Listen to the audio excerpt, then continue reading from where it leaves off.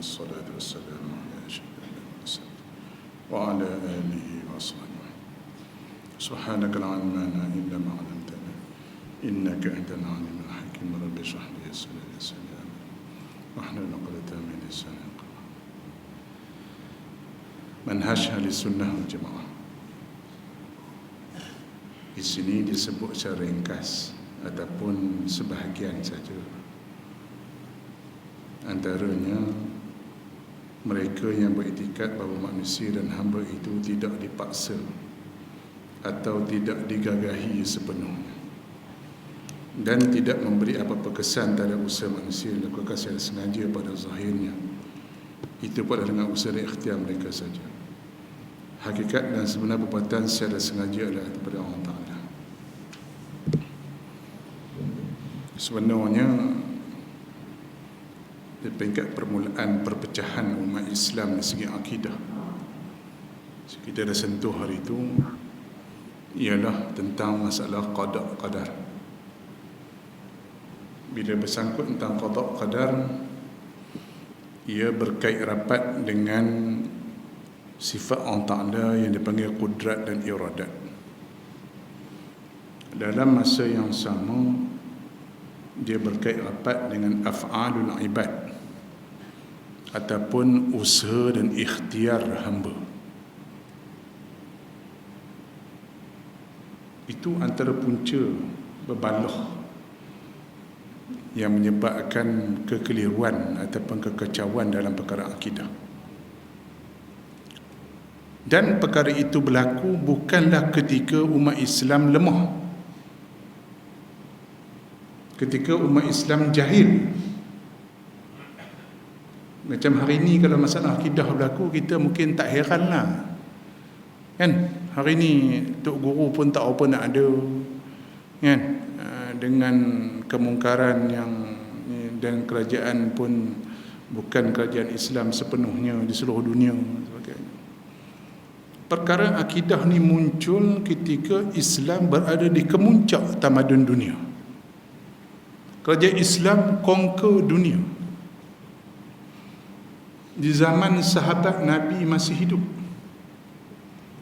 Ibnu Umar masih hidup, sudah ada golongan yang menolak qudrat dan iradat Allah Ta'ala. Ketika para ulama hadis, ketika para ulama fiqh, ulama berbagai-bagai ilmu, berjuta-juta di ke bumi, rupa-rupanya ada satu bidang yang ulama mungkin terlepas pandang ataupun rasa tidak penting, iaitulah perkara akidah. Sehingga timbul golongan yang pelik-pelik, golongan yang akhirnya digelar sebagai Qadariyah, yang menolak qudrat iradat Allah Ta'ala, yang tidak ada khilaf kafirnya pada ulama. Kemudian timbul pula lawan daripada itu golongan yang Jabariyah, yang langsung tak ada usaha, tak ada ikhtiar. Dan ada golongan yang cuba mengambil jalan pertengahan, yang kemudian digelar sebagai Mu'tazilah, pengikut pada Wasil bin Atha, anak murid Imam Hasan Basri. Bukan cak ayam punya orang. Ini saya nak bagi tuan-tuan faham.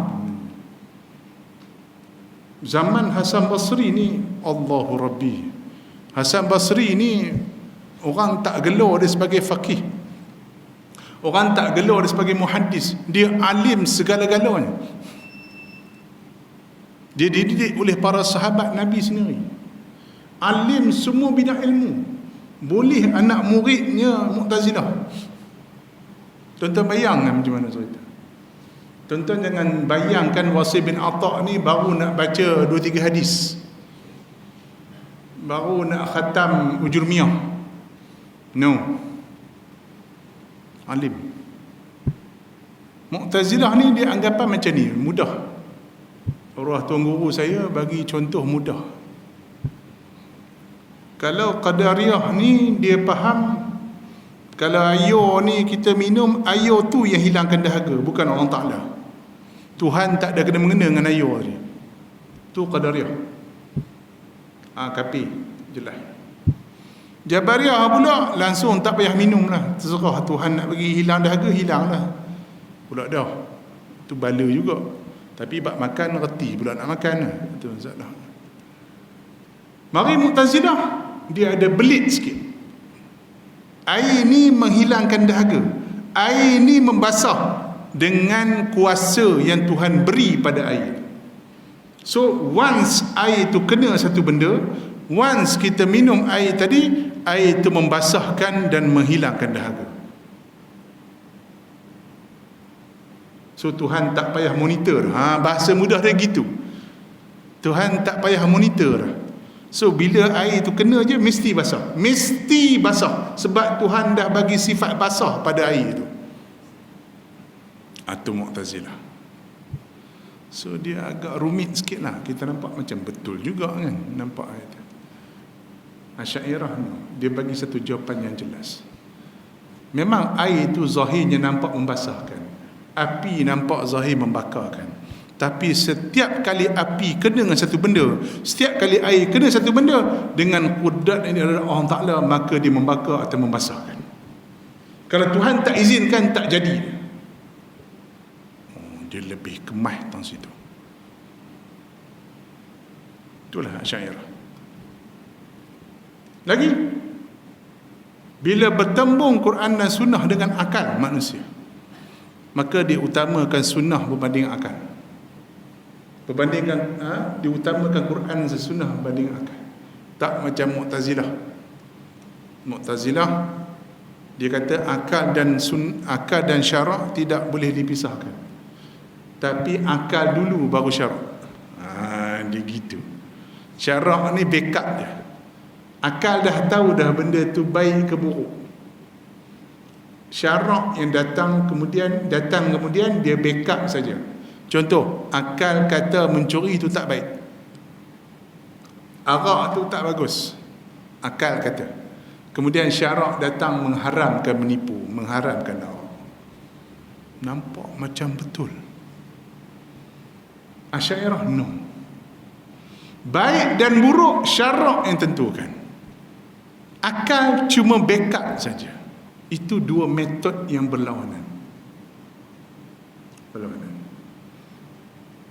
Contoh, dalam bab hantar Rasul, boleh pergi nah? Tak habis lagi cerita Mu'tazilah kata dia. Dalam bab hantar Rasul, irsalur rusul, ada 3 pandangan. Satu pandangan kata tak boleh, mustahil. Itu pandangan orang agama Hindu, Brahmin. Dia kata tak boleh hantar Rasul. Tu lantak mereka lah, kita tolak tepi lah tu. Tinggal 2 pandangan. Satu kata wajib, satu kata harus. Penting tak hantar Rasul? Penting. Dengan datang Rasul tadi kita boleh dapat hidayat, kita boleh faham akidah, kita boleh tahu akhirat, kita tahu syurga neraka dan sebagainya. Yes, kita kata penting. Kita tak nafikan pentingnya Tuhan hantar Rasul. Baik, sekarang orang tanya, apa hukum Tuhan hantar Rasul tu? Kita kata terpulang pada Allah Ta'ala lah. Tuhan yang nak buat, harus berlaku. Balik pada kudrat iradat Allah Ta'ala. Tentu kemah tauhid tentu. Balik pada kudrat iradat Allah Ta'ala. Mana? Kudrat iradat Allah Ta'ala bertakluk dengan segala yang mungkin. Tuhan nak jadikan kita, matikan kita, hidupkan kita, hantar Rasul, matikan Rasul, masukkan kita syurga, masuk kita neraka. Itu semua harus bagi Allah Ta'ala. Mu'tazilah kata tak. No. Wajib Tuhan hantar Rasul. Sebabkan hantar Rasul itu penting untuk umat, penting untuk manusia, maka Tuhan wajib hantar Rasul. Tuhan wajib buat yang baik dan lebih baik. Itu pandangan dia. Sehinggalah berlaku perdebatan antara Abu Hasan Asy'ari dengan pak tiri dia Ali Jubai. Ali Jubai ni bukan calon-calon orang bang. Bukan Tok Naib Kuala Kangsar. Bukan Tok Imam Kuala. Qadhi Baghdad. Bukan cak ayamnya orang. Tentang agak-agak kalau Qadhi Baghdad ni hafal Quran tak? Hafal Quran tak? Masya Allah, mesti hafal Quran, wajib. Hafal hadis, ratus ribu. Kita hafal berapa bang? Kita. Ilek pucik. Pasal kata 100,000, 100 pun tak ada. Bukan tuan-tuan, aku pun tak. Sembang kepas. 100 pun tak ada. Berlaku dialog antara Ali Jubai dengan Abu Hasan Asy'ari sebelum dia istihar, dia keluar pada Mu'tazilah. Sebab menurut pahaman Mu'tazilah, Tuhan wajib buat yang baik dan lebih baik. As-sulhu wal aslah, dia punya kaedah dia. Dia ada 5 usul Mu'tazilah, antaranya as-sulhu wal aslah. Mana? Tuhan mesti buat yang baik dan lebih baik. Maka Abu Hasan Asy'ari buat satu gambaran. Sekarang berlaku hisab di padang mahsyar. Ada 3 golongan dipanggil menghadap Allah Ta'ala di padang mahsyar. Pertama, kanak-kanak yang belum balik. Baik, kata Abu Hasan Asy'ari, sekarang kanak-kanak ni tanya Tuhan, ya Allah Tuhanku, kenapa kau matikan aku kanak-kanak? Kan lebih baik aku dimatikan dewasa, supaya aku boleh beramal, berkhidmat pada agama, negara dan sebagainya. Tu Abu Hasan Asy'ari tanya, kalau budak tu tanya Tuhan, so Tuhan jawab apa? Ali Jubai kata, Tuhan akan jawab. Oh, confident pokok ni. Dia pokok ni biasanya confident. Tuhan akan jawab. Itu baik bagi kamu. Sebab apa? Sebab kalau kamu mati dewasa, belum tentu kamu beriman. Kamu terpaksa berlawan dengan nafsu, bertarbiyah sebagainya. So, belum tentu masuk syurga. Kamu mati kanak-kanak, confirm masuk syurga. Itu baik bagi kamu.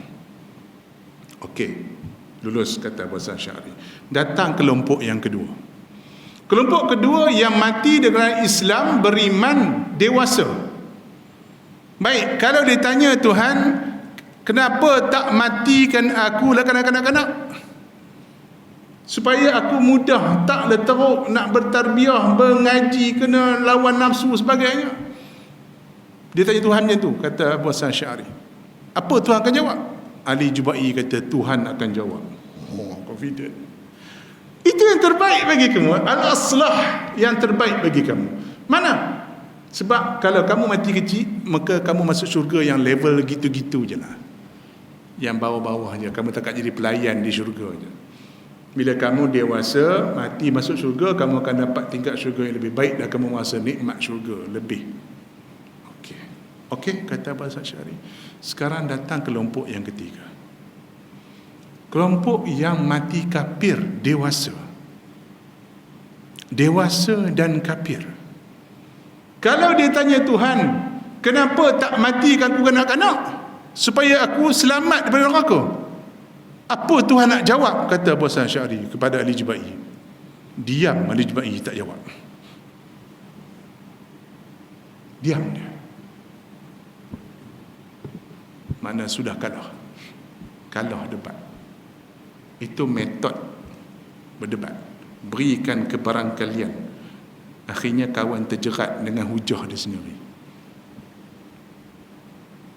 Apa lagi pandangan Mu'tazilah yang bercanggah ahli sunnah wal jamaah dalam bab melakukan dosa besar? Dalam bab dosa besar, ulama ahli sunnah berikan jawapan yang mudah. Kalau dia bertaubat, terpulang pada Allah Ta'ala, Tuhan nak terima taubat ataupun tidak.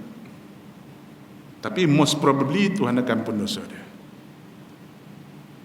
Baik, orang yang Muslim melakukan maksiat tidak bertaubat, apa hukum dia? Maka kita hukum fasik, disebut dalam Quran. In ja'akum fasiqun binaba'in fatabayyanu. Mana orang fasik ni, orang melakukan dosa besar ataupun meninggalkan kewajipan fardu yang besar, maka jadi fasik. Kafir tak? Dia low class, dia jadi rendah martabat Islam dia, tapi tak jadi kafir. Sebab apa? Sebab amalan adalah berbeza dengan iman. Iman lain, amalan lain. Mu'tazilah kata no. Bila seseorang melakukan dosa besar, orang Islam melakukan dosa besar, maka dia tak layak dipanggil Muslim dan tak layak pula dipanggil kafir. Maka dia keluar satu istilah, manzilatun bainal manzilatain. Manzilatun bainal manzilatain. Satu kedudukan di antara dua kedudukan. Islam, kafir, duduk tengah. Siapa punya istilah ni? Mu'tazilah. Ada orang kita salah faham. Minta maaf lah. Ustaz-ustaz juga tu, dia salah faham. Dia faham Mu'tazilah kata manzilah bainal manzilatain tu maksudnya orang yang melakukan dosa besar besok, dia syurga pun tidak, neraka pun tidak. Nah, itu pahaman yang salah. Manzilah ni bukan manzilun. Tu bahasa Arab kena ngaji kemas sikit tuan-tuan. Makanun dengan makanah beza. Ta tu ada makna. Makan tempat, makanah kedudukan, manzil tempat, rumah, manzilah kedudukan. Satu kedudukan antara dua kedudukan. Bukan masuk syurga ataupun neraka, bukan. Ada yang cakap tu pun ustaz-ustaz juga. Dan aku pun faham macam tu juga dulu sebelum pergi Mesir. Ya, bila ngaji dengan tok guru baru faham. Oh, salah faham selama ini. Itulah. Ya. Dia tak ada istilah gitu. Mu'tazilah tak kata gitu. Ada tempat antara syurga neraka. Bahkan mereka katakan orang yang melakukan dosa besar tadi, dia tidak Islam, tidak kafir, tapi dia akan masuk neraka. Masuk neraka. Pada masyarakat aja, mati kiamat je, neraka terus. Itu bercanggah dengan Quran dan Sunnah. Canggah. Mana? Tuhan sebut, Inna Allah la yaghfiru an yushraka bihi wa yaghfiru ma duna zalika liman yasha. Tuhan tidak akan mengampunkan jika disyirikkan dengan dia. Lain pada syirik, terpulang pada Allah Ta'ala nak ampun tidak. Lain ayat Fatihah kita dah baca, Maliki Yaumiddin, dia memiliki hari kiamat. Dalil bukti lain, buka surah Al-A'raf. Nampak Asy'ariyah ni kemas, dalil dia kemas. Kita yang tak perasan. Dalam ayat Araf tentang faham baca apa maksud Araf? Satu golongan yang ditempatkan di antara syurga dan neraka. A'raf ni kata ulama tafsir, dia macam satu tempat tinggi. Pasal apa ulama kata tempat tinggi? Sebab dia boleh nampak syurga, dia nampak neraka. Dalam ayat itu cerita dia nampak syurga, dia nampak neraka. Dia nampak neraka, ya Allah, janganlah kami masuk. Duduk doa dah tu. Siapa dia masuk doa A'raf ni? Orang yang 50-50. Semayang pun semayang, skodeng pun skodeng, puasa pun puasa, mengumpat pun mengumpat, sedekah pun sedekah, duit masjid pun curi. La ilaha illallah. Bukan orang sini, tempat lain. Bila timbang-timbang, pahala dosa sama banyak. Macam mana? KIV. Mana? Duduk satu tempat, nama dia A'raf. Duduk tengah-tengah satu kawasan, kata ulama macam bukit, duduk situ. Mu tengok syurga macam mana, mu tengok neraka macam mana. Berapa lama tunggu tuan-tuan? Inna lillahi wa inna ilaihi raji'un. Kita tak boleh bayang berapa lama tunggu tuan-tuan. So itu ayat ceritakan orang lakukan dosa. Dia tunggu tengok Allah, dia tengok neraka, ya Allah, janganlah kami masuk neraka. Tengok pula orang masuk syurga. Orang dah masuk syurga, dah makan, dah minum dah jumpa awet cun-cun dalam syurga dah, makan sedap, minum sedap dah. Ya Allah, kalau kami dapat masuk syurga. Menyesalnya yang bukan-bukan. Tuan-tuan bayangkan, yang duk Al-A'raf tu pun dah menyesal. Macam mana yang masuk neraka, na'udzubillah. Tak boleh kita bayang. Tak boleh.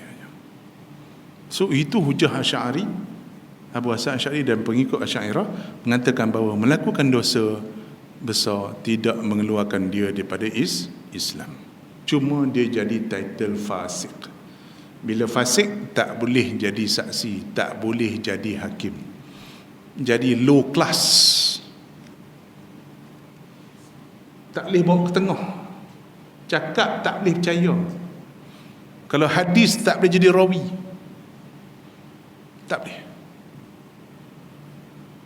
Tapi nak kata kafir, tidak. Sebab dia masih beriman kepada Allah Ta'ala. Tapi mengikut Mu'tazilah, no. Orang yang melakukan dosa besar, dia Islam pun tak, kafir pun tak, tapi masuk neraka sudah. Satu. Murji'ah, dia kontra dengan Mu'tazilah. Buat dosa banyak mana pun, dia tetap tak ada masalah. Iman dia maintain. Dia masih Muslim yang mutlak. Tak ada efek.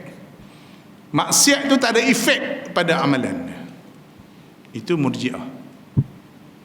Ni orang Melayu banyak tu. Pasal saya kata Melayu banyak tu, sebab Melayu ni dia pakai pahaman Murji'ah. Apa dia? Serah pada Allah Ta'ala. Ni kawan kita ni tak sembahyang macam mana? Serah pada Allah Ta'ala. Ni kawan kita ni merompak duit rakyat macam mana? Serah pada Allah Ta'ala. Ni kawan kita sapu di masjid ni, serah pada Allah Ta'ala. Tak usah report, tak payah report. Betul tengok drama Melayu macam mana? Tengok drama Melayu macam mana? Orang baik ni pegang botol tasbih. Subhanallah. Orang gatuk kepala pun biarlah, sabar. Tu Murji'ah kan, bengong. Bukan ahli sunnah. Langsung tak ada usaha ikhtiar. No. Kan ada hadis Nabi sebut. Serulah kepada ma'ruf, cegahlah mungkar. Jangan sampai, kata Rasulullah, satu masa kamu berdoa, Tuhan tak makbul doa kamu, tuan-tuan. Ni hari ni dah sampai dah. Kita doa lah Tuhan angkat COVID ni. Kita doa lah Pak Imam Masjid doa lah. Tapi Tuhan tak angkat. Pasal apa? Maksiat terlampau banyak. Kita tak cegah kemungkaran. Tok Imam tak berani cegah kemungkaran. Ustaz tak berani tegur. Tak berani.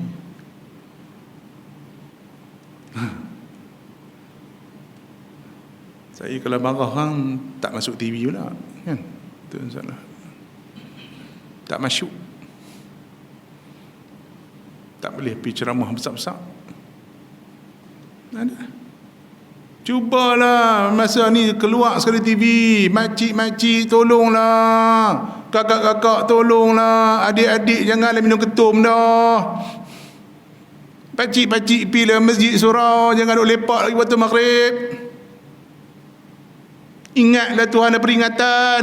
Jangan sampai nak kiamat baru nak sedar. Bubuh sebi-sebi macam tu. Tak berani. Tak berani.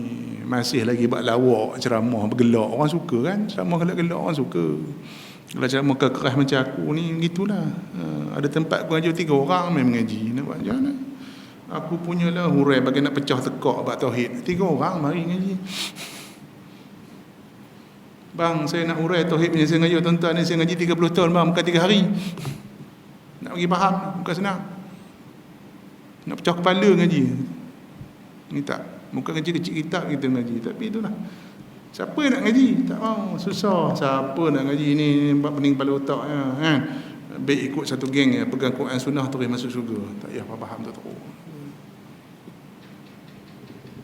Dia kata tadi kan? Mu'tazilah tak pegang Quran Sunnah. Dia pegang. Tapi dia faham dengan cara tak betul. Dia faham dengan cara yang salah.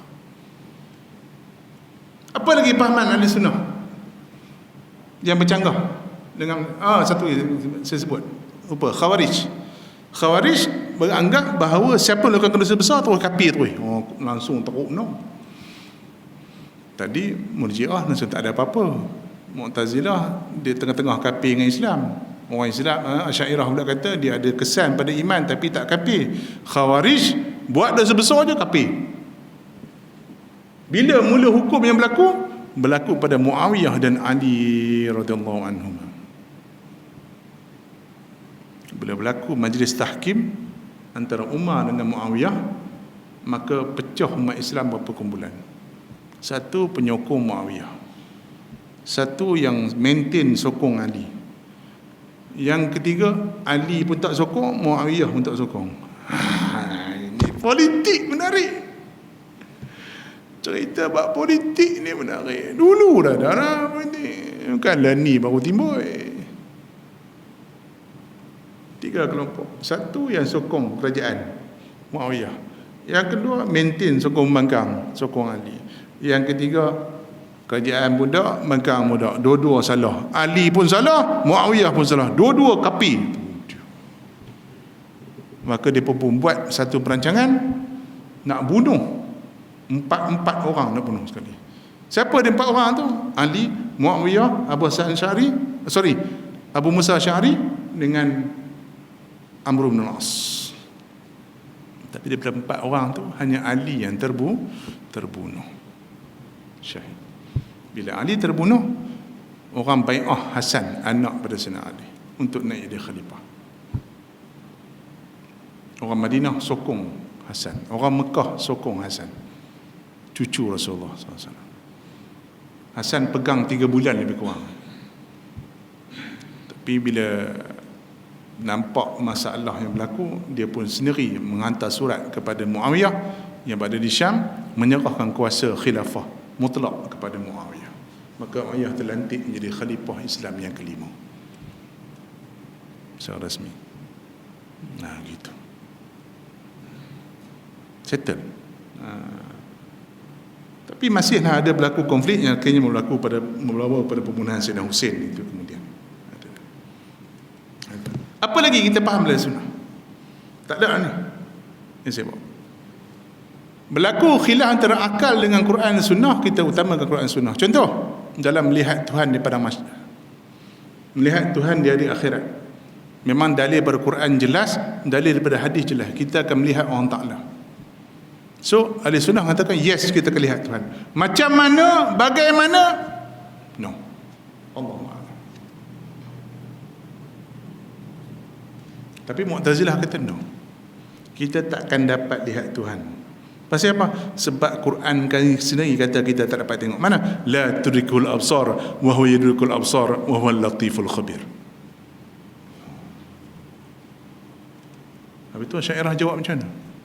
Asy'ariyah jawab, itu maksudnya di alam zahir hari ini, dunia ni memang kita tak dapat lihat Tuhan. Tapi di akhirat esok, Tuhan sendiri yang buka kasyaf, buka hijabnya, kita akan dapat lihat. Bukan saja Tuhan, bahkan malaikat, semua kita akan nampak. Syurga neraka dah ada sebelum? Dah ada belum? Dah ada. Mana? Cuba abang Ustaz, siapa tahu? Angkat tangan. Kalau Ustaz Tepin kat Jerlun, kat mana? Tapi bila mari akhirat esok, Tuhan buka hijab, kita akan nampak syurga neraka. Na'udzubillah. Ada lagi dalam bab khilafah. Dalam bab khilafah, ulama Asy'ariyah ahli sunnah sepakat mengatakan bahawa Abu Bakar yang terbaik untuk jadi pengganti Nabi. Sebab kita raikan syura para sahabat. Abu Bakar, Umar yang lantik Abu Bakar, dan penduduk Madinah sokong Abu Bakar jadi khalifah. Settle. Kemudian Umar naik jadi khalifah atas cadangan Abu Bakar. Kemudian Uthman naik atas cadangan syura yang dicadang oleh 10 orang yang dilantik oleh Umar dan beberapa sahabat masa itu, mencadangkan 10 sahabat yang jadi ahli syura, antaranya Uthman, Ali, Talhah, Zubair, dan anak Umar sendiri iaitu Abdullah bin Umar. Tapi Umar pesan pada sahabat lain, jangan lantik anak aku Umar.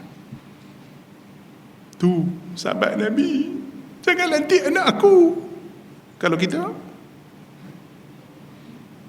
nak kena dah. Sebab tu dia pun tak bagi aku ceramah. Nak kena. Kita siap kata kena lantik anak aku. Tu kita.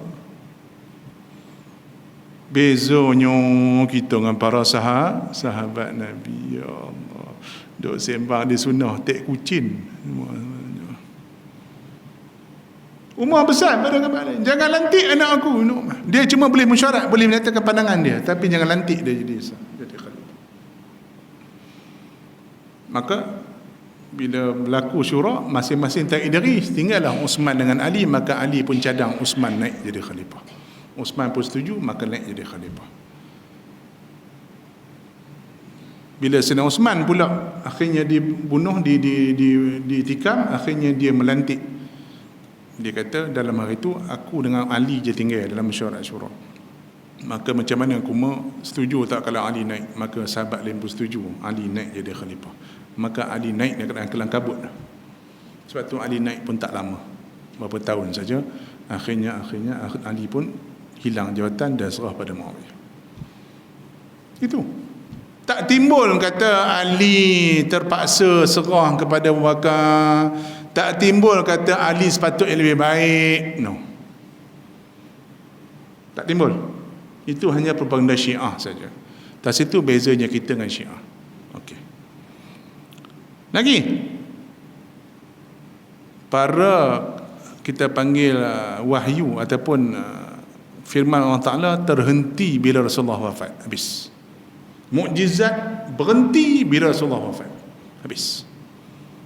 Banyak bukti jelas. Mukjizat hissi maksud saya. Quran yes kekal sampai. Kenapa Quran dipanggil mukjizat yang besar, mukjizat agung, kubra? Sebab dia kekal sampai kiamat. Mukjizat lain tak kekal. Tongkat Musa, kalau tongkat Musa tu ada lagi hari ni, katalah tongkat yang Musa pegang tu masih wujud sampai hari ni, tuan-tuan pergi ketuk batu tak pecah. Tak keluar air. Ketuk kepala orang mungkin keluar darah mungkin. Ketuk batu tak keluar air. Pergi ketuk Sungai Perak terbelah sungai tak. Jadi isu dia pergi ambil kayu kokka itu kan. Dia berkata kayu kokka ni lah datang daripada tongkat Musa. Aku pun pasal nak jual lah. Tak apalah khasiat kayu tu, mungkin ada khasiat aja kayu pun ada khasiat kayu apa? Kayu Melayu yang kita panggil macam-macam pun masing-masing ada khasiat lah. Tak payahlah duk gelembung kat orang kata tongkat Musa lah apa. Kalau tongkat Musa tu wujud lagi hari ni pun dia tak ada kuasa dah. Sebab bukan tongkat tu yang jadi isu, Musa tu yang mukjizat. Sebab Musa pegang jadi mukjizat. Kalau tuan-tuan pegang haram tak jadi apa. Tu isu dia. Faham? Oh, bagi reti mereka tu. Tak reti lagi tak tahu. Sebab berlaku zaman sahabat Nabi kata, zaman Nabi sahabat kata bila Rasulullah lama tak naik mimbar macam ni. Oh, lain mimbar ni tak ada. Dia mimbar Nabi tu dia ada kayu depan tu, Nabi duk pegang selalu situ. Nabi duk pegang kayu tu. Bila lama Nabi tak pegang, tak naik mimbar tu, berbunyi kayu. Oh. Tuan-tuan bayang kalau tu imam datang masjid berbunyi mimbar. Aku rasa tu imam pun belah. Bunyi. Bunyi teriak, bunyi macam sedih. Bunyi kayu. La ilaha illallah. Kalau kita belah dah bang. Tapi sahabat steady. Ada riwayat dia kata, bila Nabi lama tak naik pegang berbunyi kayu tu. Bersedih sebab Nabi lama tak pegang. Rindunya pada Nabi SAW. Allahu Akbar. Kayu mimbar pun rindu kat Nabi. Kalau tuan-tuan tak rindu kat Nabi, lebih takut pada kayu. Mangkuk ayun tu cerita dia. Nak bagi faham. Tu je. Bila Nabi pegang, diam kayu tu. Allahu Akbar. Tapi bila Rasulullah wafat, tak bunyi dah kayu. Mana mukjizat Nabi dah habis. Wahyu dah habis. So kalau ada satu manusia yang dakwa dia dapat wahyu pada Tuhan, letak pada tangga terajang ke bawah, tu yang ajar dah. Kalau ada lah, dia kata dia dapat wahyu jumpa Tuhan malam tadi ke, dapat ayat baru ke, dapat surah baru ke, Tok Imam kalau tak larat terajang panggil saya insya-Allah. Larat lagi terajang orang. Tak pun bubuh tongkat mimbar. Tongkat mimbar boleh tahan tu tongkat tu. Letak pada tengah, bubuh tengah belakang sekali, menyelinap sekali bagi. Tu ngajar, orang hajar. Antara konsep jalan sesat tu aja lah. Dia mengatakan dia dapat wahyu lagi. Termasuk Bahai, termasuk Qadiani, termasuk Syiah, termasuk Ayah Pin, termasuk Mat Matahari. Ini geng-geng ni. yang konon dapat wahyu daripada Tuhan kepada terkorak mereka. Tak ada. Mari pula jalan kata dapat laduni. Macam mana Ustaz? Laduni ni lain. Bukan tuan-tuan yang kita fahamkan. Laduni ni mudah ya, macam mana? Imam Nawawi dia mengaji dalam bab zakat tapi dah nulis sampai bab haji. Nawawi umur 10 tahun dah kang kitab. Kita umur berapa kang kitab? Haram. Nah, Syafi'i umur 12 tahun dah dibenar fatwa di Mekah, bukan fatwa di Kuala. Di Mekah 12 tahun. Tuan-tuan 12 tahun dia buat apa? Kita 12 tahun dia buat apa? Tak kerja parik bolin lagi. Ya, baru nak masuk pondok 12 tahun. Baru nak apa fa'lu. Baru nak apa al-kalam wal lafzul murakkabul mufidul adhi. Baru nak apa? Tu. Syafi'i 12 tahun dah mahir syair Arab. Dah menghafal sunan-sunan yang diriwayat oleh Imam Sufyan Tsauri dan Ibnu Uyainah. Dah menghafal semua fiqh Hijaz sampai dibenarkan berfatwa di Mekah masa umur 12 tahun. Tu laduni. Tu maksud laduni. Dia mengaji sikit, dia faham banyak. Kita mengaji banyak, haram tak dekat. Makan belacan banyak. Faham tak? Bukanlah pelik benar laduni ni, kata dapat wahyu pula. Saya dapat mimpi semalam Ustaz, apa dia? Saya bakal ganti Rasulullah, letak pada tangga terajang ke bawah tu. Kalau dia kata kopi itulah. Ngarut. Kalau orang dapat laduni, dia tak cerita dapat laduni pun. Dia tak cerita pun. Kita tengoklah kita pekah tu. Saya nak ambil contoh.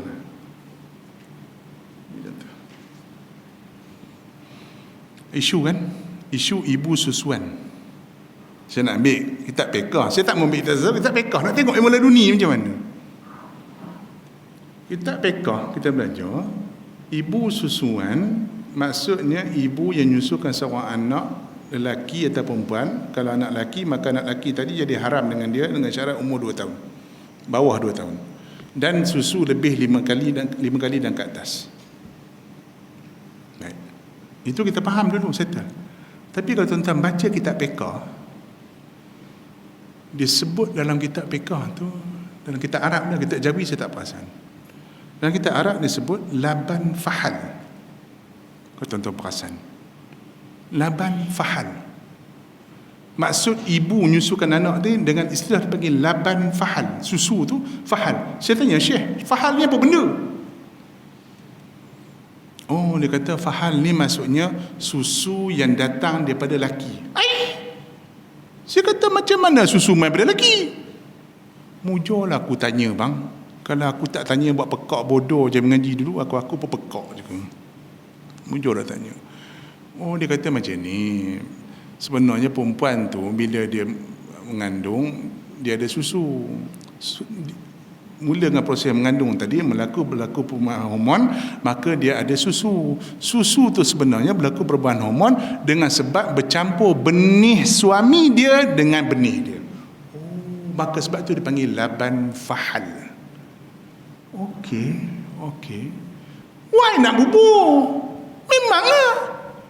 Takkanlah bini dia mengandung pasal tiba-tiba je mengandung. Mestilah buat benih suami. Kenapa nak mention ayat tu?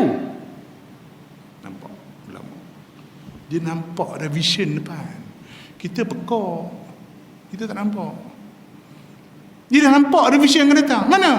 Kan berapa tahun sudah timbul isu perempuan yang tak kahwin ataupun kahwin tak ada anak, kan? Tapi nak ambil anak angkat, tapi dia nak jadikan macam anak sendiri, so dia ambil pil bagi ada susu, so dia susukan budak tadi, maka jadi anak susu dia. Okeylah, saya kata settle masalah dia dengan anak tu, settle masalah anak tu dengan lelaki, settle tak? Kalau anak lelaki tak pernah, Dengan bapa, dengan lelaki tu jantan-menjantan tak ada masalah. Kalau anak tu perempuan, ada tak isu dengan bapa susuan dia? Ada orang tanya satu ustaz, saya tak sebut lah ustaz mana. Tak apa, sama lah tu. Sebab ikut dan nak kata bengong orang susah. Tapi itulah. Buka lah kitab fiqh balik. Ulama dah mention dalam kitab tu. Laban fahal tadi tu. Kalau susu tu datang daripada benih laki tadi, maka ada kaitanlah susu tu dengan anak tu tadi. Sekarang ni susu tu main pakai makan pil. Apa kena-mengena dengan pak susu? Nampak? Itulah dunia bang.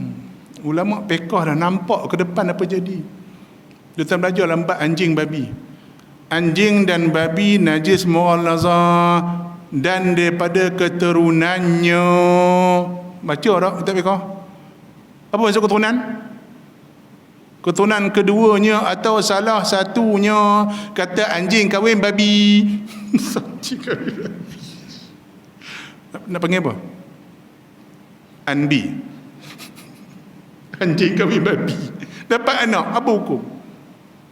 Atau salah satu dari keduanya. Mana? Anjing kahwin dengan kambing. Apa hukum anak tu?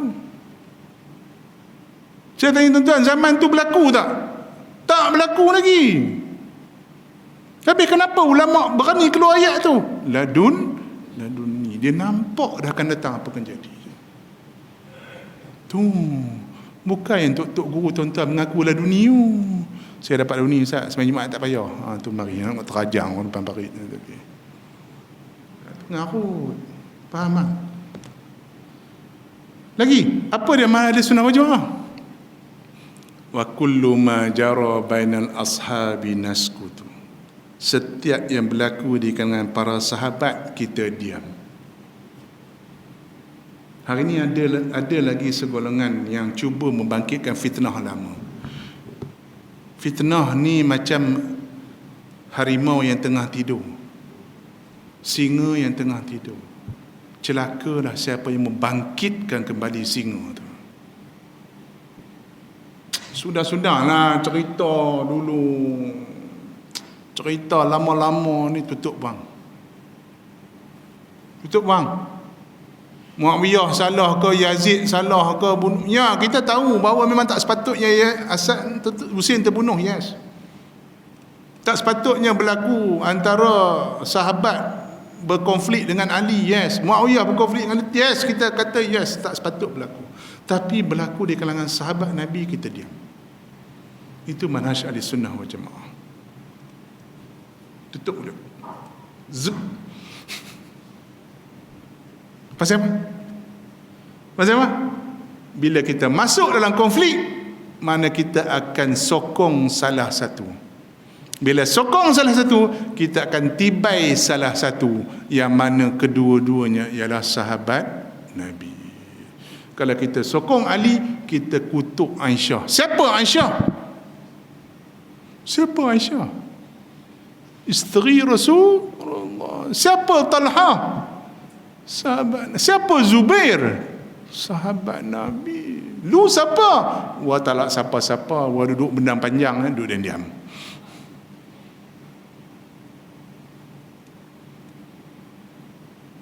Duduk bendang panjang, duduk bendang kering, duduk candan, duduk diam-diam. Benda dah lepas, tutup buku. Jangan bincang dah. Hari ini masih ada lagi orang cuba membangkitkan. Oh Muawiyah salah. Oh Talhah salah. Oh Zubair salah.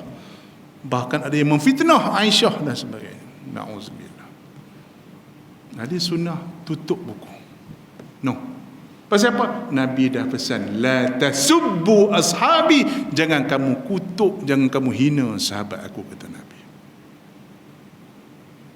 Kalau kita, kata Nabi, kalau kamu, maksudnya kamu orang yang bukan sahabat, sedekahkan segunung Uhud emas sekalipun, takkan sama dengan apa yang para sahabat Nabi dah buat dalam hidup dia. Sebab tu ada orang cuba tanya lah pada Hasan Basri, Masih sahabat yang ulama yang itu alim, tabi'un jalil, ketua Sayyidut Tabi'in Hasan Basri. Syekh, siapa lagi baik antara Muawiyah dengan Umar Abdul Aziz? Orang cuba buat fitnah, orang cuba nak bangkitkan ni, dulu pun dah. Sebab tu jadi ulama kena cerdik. Jadi ulama kena cerdik. Jangan tersepit di kalangan orang politik. Jangan tersepit di kalangan orang yang ada ideologi yang pelik-pelik. Kadang-kadang kita terlatah kita kena. So Hasan Basri ni dia biasanya ulama, dia academician, dia tak macam. Adalah orang nak cuba nak cucuk. Syekh, mana lagi afdal antara Umar bin Aziz dengan Muawiyah? Muawiyah kita tahu kontroversi, kan? Dia sudah buat khilafah dia sendiri zaman Ali lagi dan sebagainya, berkontra dengan Sayyidina Ali sendiri dan sebagainya, dan dia yang menghapuskan sistem khilafah Rashidin dan menumbuhkan sistem warisan. Yalah, gitulah. Dan ada lebih teruk lagi mengatakan bahawa dia anak Abu Sufyan yang asalnya kafir, yang Islam lambat. Ni semua ayat-ayat ni nak bagi cucuk. Dan fitnah tu sampai hari ni, tuan-tuan boleh buka YouTube Tanah Arab. Saya duk rajin juga buka tengok. Maki Muawiyah, maki Aisyah, maki ya Allah, saya kata ni bukanlah Arab. Bodoh nak mampus. Tuan-tuan jangan ingat Arab cerdik, setan pun banyak Arab. Ya. Sedangkan kata Umar Abdul Aziz ni seorang khalifah yang adil, yang warak, yang soleh, yang zuhud, yang pemurah, boleh settle masalah rakyat. Jadi mana lagi baik antara Umar Abdul Aziz dengan Muawiyah? Apa jawab Hasan Basri? Dengar, seorang ulama yang kata hebat. Debu yang melekat di hidung kuda Muawiyah itu lebih baik daripada Umar Abdul Aziz. Debu yang melekat di hidung kuda Muawiyah, bukan kuda lagi, debu melekat kat hidung kuda Muawiyah, itu lebih baik daripada Umar Abdul Aziz, kata Hasan Basri. Pasal ini sahabat Nabi yang bukan sahabat Nabi. Faham bang? Faham? Kalau adalah tutup guru ke, kawan-kawan ke, member-member Facebook ke, cuba nak bangkitkan balik fitnah ni. Tuan-tuan, yang berlaku di Syria hari ni, yang golongan Alawiyin yang boleh membunuh, yang kononnya yang dibunuh itu ialah golongan Umayyah. Sebab kita tahu siapa yang buka Syam? Nama pun Masjid Umawi. Masjid Umawi merujuk kepada Bani Umayyah. So dia orang ambil balik Syria dan dia orang membantai habis semua dengan alasan nak ungkit 1300 1400 tahun dulu punya cerita. Fitnah tak habis-habis. Kalau ada lah ustaz-ustaz, kawan-kawan Facebook ke yang duk sembang bab tu, pihak abang dia pergi sembang topik lain. Kita tak layak nak sembang topik. Ahli sunnah dah potong siap-siap dah, jangan bincang topik tu. Itu kerja mereka dengan Allah Ta'ala. Kedua-dua sahabat kita tak layak bincang, sebab kita bukan sahabat Nabi. Tidak ada gunanya kita nak cari siapa betul siapa salah. Yang betul kita yang tak betul. Mereka sahabat Nabi bang, kita bukan level tu. Ada yang fitnah Khalid, buat lari bini orang, macam-macam. Semua cerita tu tutup bang. Sahabat Nabi ni berjuang. Khalid Al-Walid ni bila nak dikebumikan, kata ulama, bila dimandikan jasad dia, tidak ada seinci pun badan dia yang tidak kena kesan pedang atau panah atau tombak. Tidak ada seinci pun badan dia yang ditikam dalam fisabilillah. Kita apa dah? Hampir buat uhara orang ada. Nak tunjuk kita hebat, pergi cari salah orang.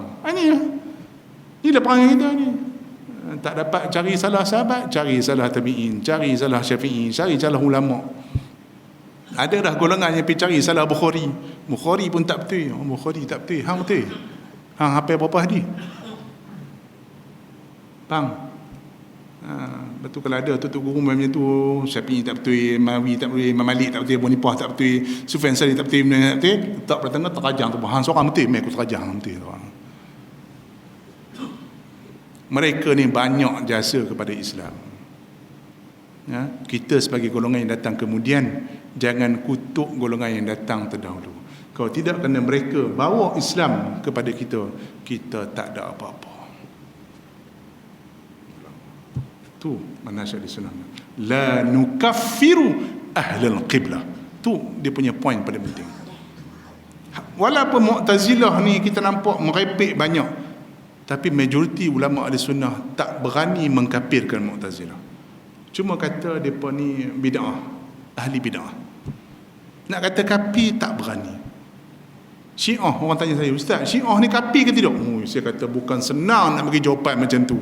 Inilah prinsip orang jahil. Tanya soalan nak dapat jawapan terus. Macam ni nak saya tanya tuan-tuan. Saya main tengok masjid ni. Saya tanya pada pengurusi masjid, bang, berapa simen buat masjid ni? 100 kampik kot. Confident untuk imam jawab. Pasal apa? Tu tanda Tok Imam tak mengaji. Kalau Tok Imam mengaji, nanti saya nak kira-kira dulu. Nak tengok saya berapa kaki persegi, berapa batu. Okey, mengikut kiraan saya ada lebih kurang 15,000 kampit. Orang yang tak ada ilmu ni cepat jawab. Ulama no. Orang tanya saya, macam mana Ustaz Syiah? Saya kata aku nak jawab bukan senang. Pasal apa tak senang? Saya mengaji Syiah je setahun. Saya mengaji bab bahai je setahun. Aku mengaji setahun, nak jawab 2 minit. Bukan senang. Nak kena clarify Syiah ada berapa jenis, ada berapa spesies, ada berapa mazhab, ada berapa aliran, tak mana yang melampau, tak mana tak melampau, yang ada hari ini macam mana, hak duduk belah mana. Cuma saya berani kata mereka tu ahli bid'ah sebab bawa benda yang tak sepatut bawa dalam masyarakat, bawa fitnah pada masyarakat. Nak kata kafir, tak berani. Tak berani. Sebab dalam konsep ahli sunnah, la nukaffiru ahlal qiblah, kita tidak akan mengkafirkan ahli kiblat. Kalau ada seorang ustaz kerja nak kafirkan orang je, itu bukan ahli sunnah wal jemaah. Itu ahli sunnat wal jumaat nama dia. Wallahu a'lam. Bismillahirrahmanirrahim. Alhamdulillah. Allahumma lakal hamdu rahmina min haqq.